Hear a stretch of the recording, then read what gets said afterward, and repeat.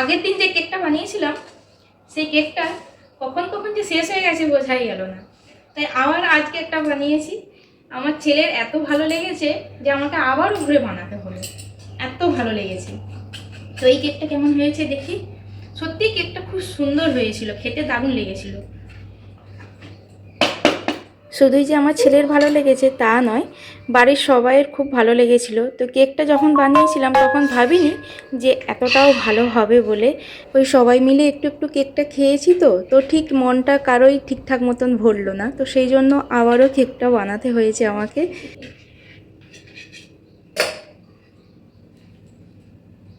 ওকে আগে দিই যে দেখি এইবার একটা কেমন হয়েছে। দারুণ।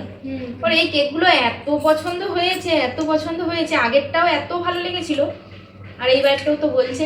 মানে বাজার থেকে যে কিনে আনা যে কেকগুলো সেগুলো খুব একটা খেতে পছন্দ করে না, তো এইগুলোই দেখছি এত ভালোবাসে। আগেরটা তো বেশিরভাগটা ওই খেয়েছে, খুব ভালো লেগেছে। দিয়ে তারপরে আবার বলছে মা আর নেই, তখন আমি বললাম যে দাঁড়া আরও বানিয়ে দেবো, দিয়ে ওই জন্য এইটা আবার বানিয়েছি।